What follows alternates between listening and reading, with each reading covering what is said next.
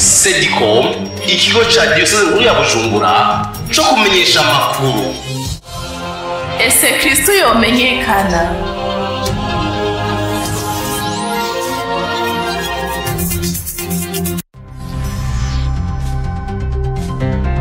Amakuru mu Kirundi mushikirizwa na Sedicom.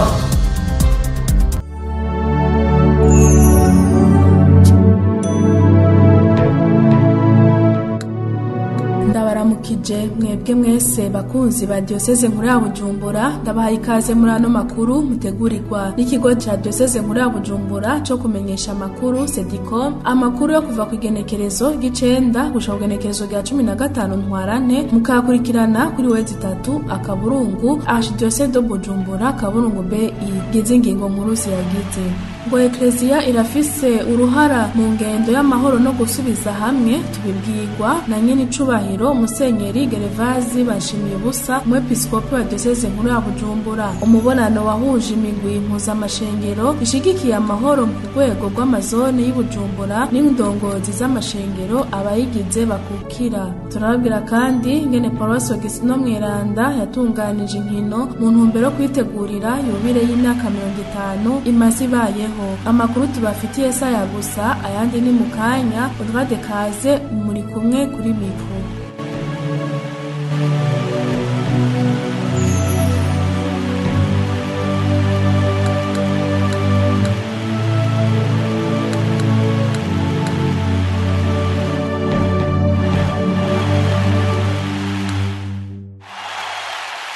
Ndasubiye kubaramutsa nongera ndabaha ikaze. Ngo Ecclesia Katolika irafise uruhara mu ngendo y'amahoro no gusubiza hamwe kw'abarundi. Ayo mahoro Ecclesia ishaka na mahoro ashingiye ku kuri, ku butungane no ku mwidegemvyo. Tubibwirwa na nyene icubahiro Musenyeri Gervazi Bashimiyubusa, umwepiskopi wa Diyoseze nkuru ya Bujumbura. Tumutega amatwi. Kuvyerekeye amahoro nta ngwano yobwirijwe kuba. Bamwe bose barafise uruhara bashobora kugira muri iyo ngendo y'amahoro no gusubiza hamwe. Muriko murasoma mu ijambo ry'Imana muri Yohani, hamwe Yezu Kristo tubarira ivyerekeye amahoro, amaze kuzuka akaramutsa abiwagira ati nimugira amahoro, hanyuma akagira ati ndabahaye amahoro kandi ndabasigaranya amahoro. Aca yongera ko ati mugabo sindayabahaye nk'uko isi yatanga. Bivuga rero yuko isi ifise uburyo bwayo bwo gutanga amahoro. Ico noshobora kuvuga gusa nuko Ecclesia amahoro ishaka ko yoba muri iyi si igerageza gufasha kugira ngo abe n'amahoro ahagaze ubwa mbere na mbere ku kuri. Kandi iyo tuvuze ukuri mu vy'Imana n'ibintu bihambaye, sukuri bwo kugira ngo ego canke oya. Ukuri kwa mbere kuriho ni kurya kuko twese twaremye mu ishusho ry'Imana, hanyuma hakaca hakurikira ubutungane. Ubutungane nabwo nuko tubwirijwe guha umwe wese ibikwiranye n'iteka ryiwe, ibishobora gutuma iteka ryiwe ryubahirizwa nk'uko Imana yarimuhaye.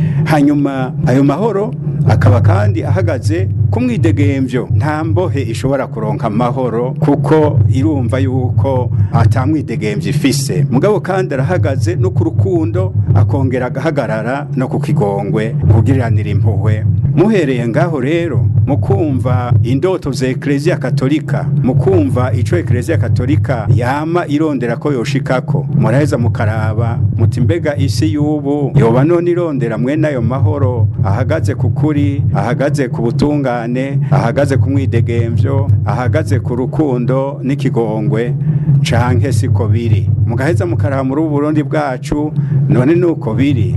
Umwe wese araheza akaraba haherereye akiha inyishu, kandi ndazi ko inyishu muyitora mwese. Ku munsi w'Imana igenekerezo rya 15 Ntwarante haraherejwe nkuka y'imisa y'imikangara y'Imana yo muri Paruwasi Matara mu ntumbero yo gufasha abana ngo bakorane umutima wo gusenga no gufasha abandi bana bagowe. Petero Karaveri Ndayisenga. Nkuka y'imisa yaherejwe na Patri Fabrice Sinzinkayo asanzwe arangurira ubutumwa muri Paruwasi ya Ngagara, aho yavuze ati abana bakuze bafise umutima ro Kristo baraheza bakabera kazoza Ecclesia n'igihugu. Nakunda abana kuko muri y'abana bakuze bafise umutima wo Kristo baraheza bakagira kazoza kazi, baraheza bakaba kazoza ka Ecclesia na kazoza k'igihugu.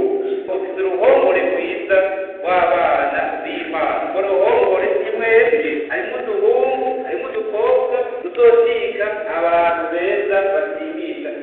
twegereye bamwe mu bana bari bitavye iyo nkuka ya misa baraduserurira akanyamuneza bafise. Twe twanezerewe rwose kuba twashitse ngaha hano kubera umupatiri umusaseredoti wacu yashimye kutugirira inkuka ya misa. Nkuko misa yakoreshejwe n'umusaseredoti w'Ibujumbura numva vyampimbaye cyane. Kwa Mungu nabaye ncumva iryo tangazo ry'uko hotangura imisa y'imikangara ye byarampimbaye cyane. Baratubwira kandi n'ibikorwa bigiye kubaranga bongera batera n'akamo abandi bana. Kumenyesha inkuru nziza mu bandi bana tungana no mu mibano yacu kandi tugafasha n'abana bagowe n'abandi bantu bagowe. Icyo tubahimiriza nuko bokumva ijambo ry'Imana hanyuma bakaza dufasha tukabandanya dushikiriza ijambo ry'Imana mu Burundi bwose. Ko tugiye gutanga ubutumwa hose aho tugeze hose kandi tukavavanura na bya bintu byose twarimwo tukaba abana b'Imana bisukuye ku mutima no ku mubiri. Babandanya kuva muri bijya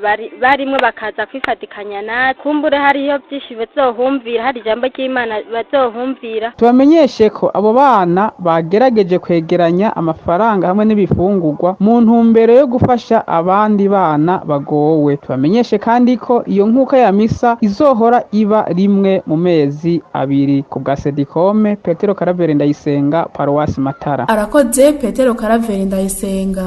Tubandaniza n'amakuru y'indero ku munsi wa gatanu igenekerezo rya 13 Ntwarante abayobozi b'amashuri akukira Ecclesia Katolika yo muri diocese nkuru ya Bujumbura baragiraniye ikiganiro n'umunyamabanga mukuru mu gisata c'inama y'Episkopi Katolika mu Burundi gishinzwe ubutumwa bw'indero Patiri Sebastien Niyonzima. Uwo mubonano wabereye mu nyubako z'iseminari ntoyi yo mu Kanyosha aho baganiriye ku bijanye n'uruhara n'ikibanza abayobozi bigisha abarezi bogira muri kino kiringo c'amatora w'indero y'abanyeshuri niyo none kare. Idonido na Alice Nirambe ariko arimenyereza muri Sedicom. Patiri Sebastien Niyonzima umunyamabanga w'igisata c'inama y'Abepiskopi Katolika y'u Burundi kijeje indero niwe yatanze ico kiganiro. Ico kiganiro naco cari gifise ingingo nyamukuru zine arizo zizi: uruhara rw'abavyeyi mu ndero y'abanyeshure mu bihe vy'amatora, uruhara rwa leta, uruhara rw'abigisha abarezi, hamwe n'ingingo ya nyuma ivuga uruhara rw'abanyeshure ubwabo. Ku ngingo ivuga uruhara rw'abigisha abarezi be n'abayobozi b'indero mu mashure, abo nabo yarabibukije ko bari mu kibanza c'abavyeyi. Ni nayo ngingo yashimikiye ko aho avuga ku nyifato ibabereye nk'abarezi mu gihe c'amatora. Yabahanuye ko batohirahira ngo bigishe imigambwe mu mashure kugira ngo ntibasamaze aho bajejwe.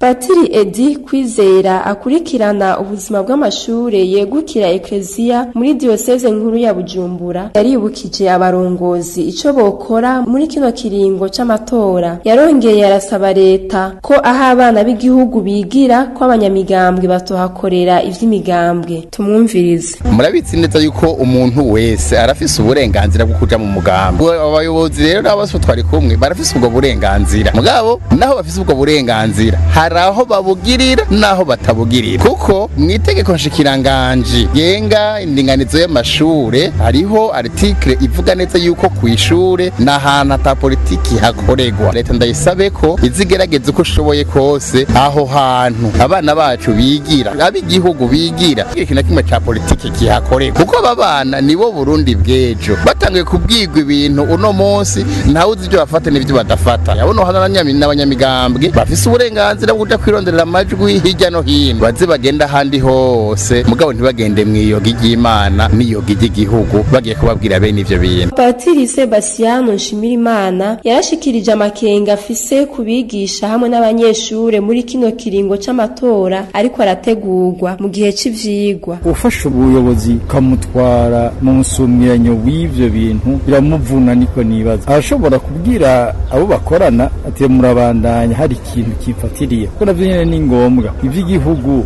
navyo biramutwara, ivy'uburezi navyo bikamutwara. Ariko je namengira nti iyo byari bishoboka byose vyotunganijwe mu kiruhuko co muci. Uwo mudirecteur yaruhutse nabo bana baruhutse atabuca ku giti. Naho tuvuga ngo turahise ikonje abantu kugira ati ndisanzwe. Mugabo mbeho ikonje ryahera niyo amatora yahera ngo nazomuhamagara bati ngo dufashe guharura ngo nazomufasha ati dufashe kwegeranya iki. Mu bayobozi b'amashure nabo umwe mu bo twaganiriye yaratubwiye ingene abona abayobozi bo kwifata muri kino kiringo c'amatora. Mu bikorwa dukora muri no minsi mu manama dukora natwe turahimiriza iyo mice yose kugira ngo bazovyitwaremwo neza. Turabona yuko atangorane bizotera, turagerageza tukababa hafi, kabona yuko nabone badukwirikira, turababwira yuko amatora ari umunsi umwe ariko ubuzima bw'igihugu burabandanya, ubuzima bw'ishuri burabandanya. Naco gituma rero twizera neza yuko abana bacu dutunze hajya ku mashuri bazokurikiza impanuro tubaha kugira ngo bya politike ntibasamaze kuko na cyane cyane bobo nta nakamaro kanini yabibagirira. Mu nkuka y'imisa naho yarongowe na Musenyeri Anatori Ruberinyange cegera c'umwepiskopi mukuru wa diocese nkuru ya Bujumbura yarashikirije abari aho bose ababwira ko arabavukana. None twebwe gukizanya uwoza yigisha urwana n'abakirasanye imigambwe ndabasabe mu vyiyamirize ikiri hejuru y'urukundo n'uruvukano n'ubunanirwe. Amen. Tubibutse ko abatari bake bashima indero itangirwa mu mashure akukira Eklezia Katolika kuko ngo usanga hariho ico asumbije ayandi haba mu bumenyi canke mu ndero ari naco gituma ahurumbirwa na benshi. Arise Nirambe ku bwa Sedicom. Tumushimire Arise Nirambe.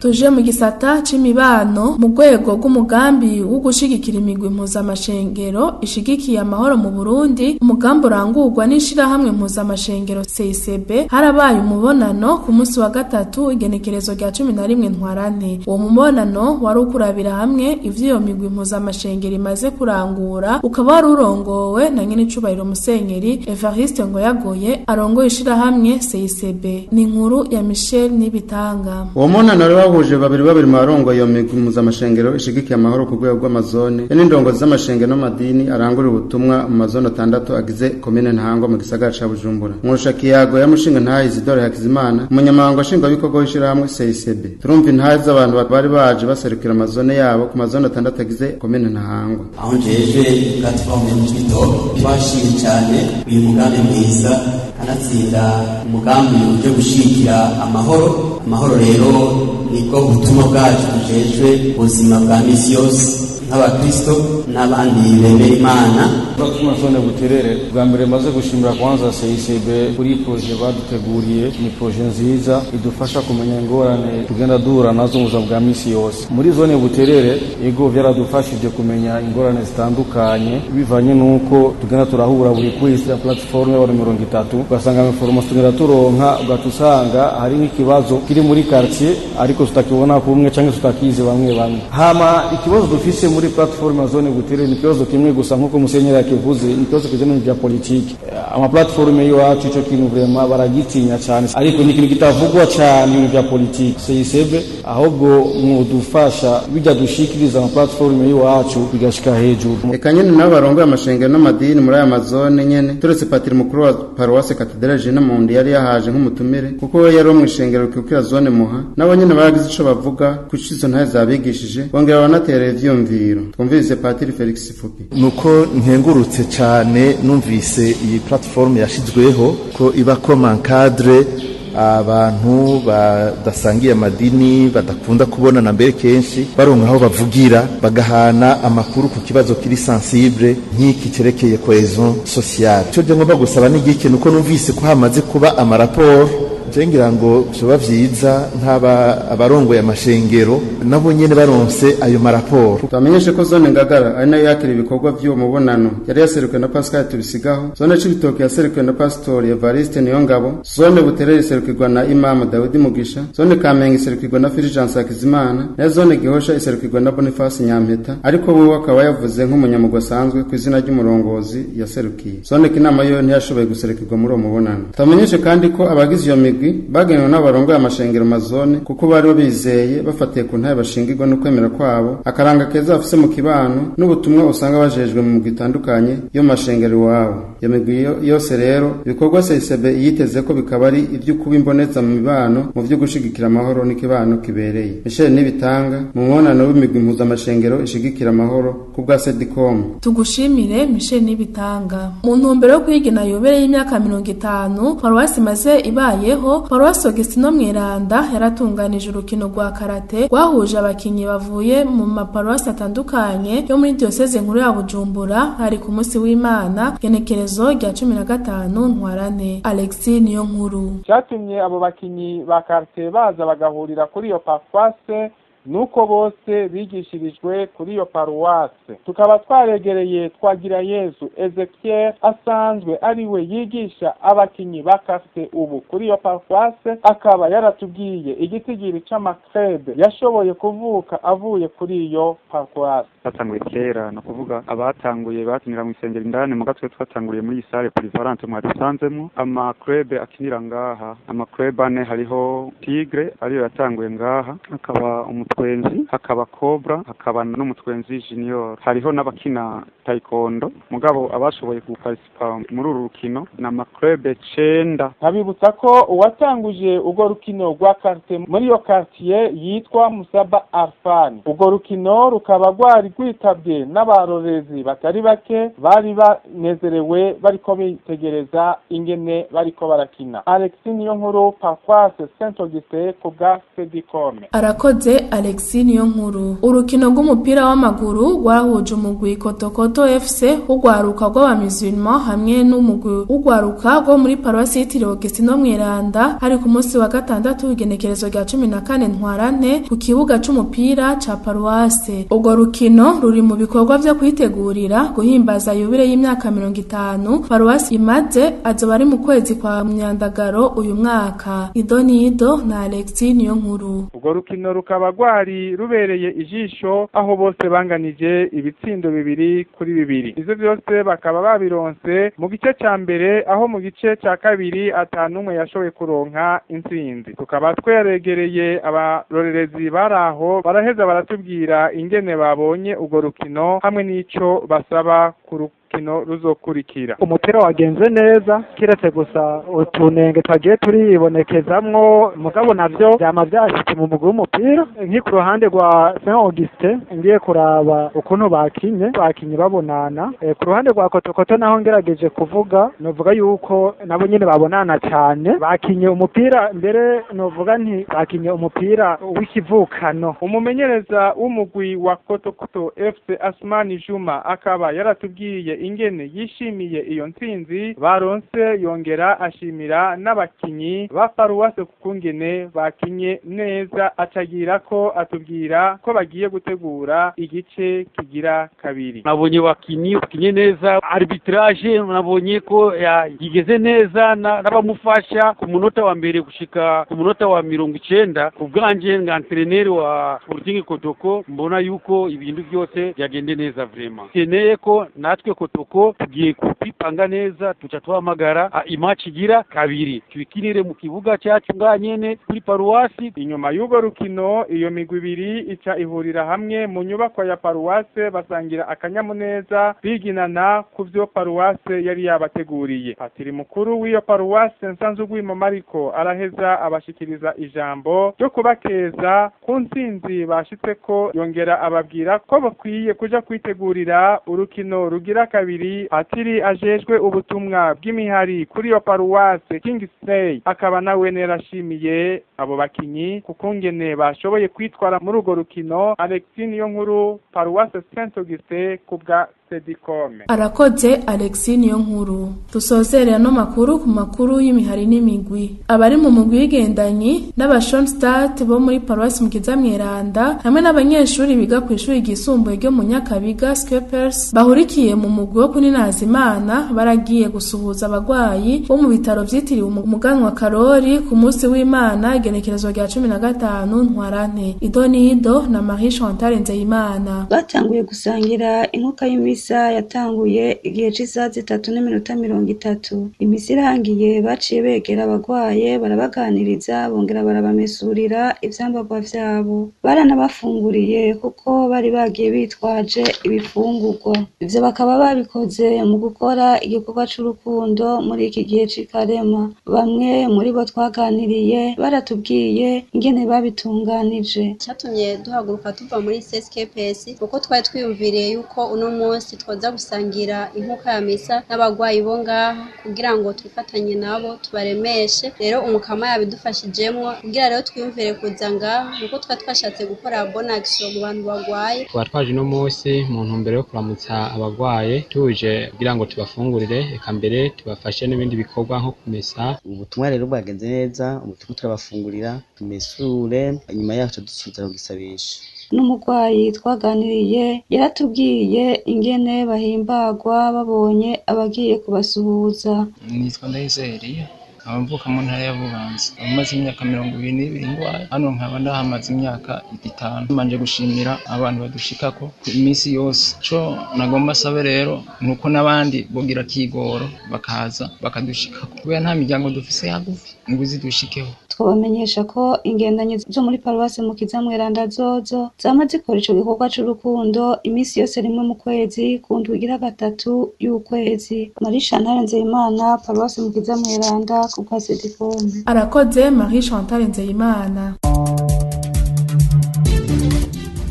Akaba ari ngaha ano makuru yacu arangiriye. Nkashimira mwebwe mwese mwafasha akanya ko kuyatega abiri, nkashimira abafashije kuyatororokanya. Udrade Kaze niwe ariko arabashikiriza, nkaba ndabipfurije amahoro y'Imana.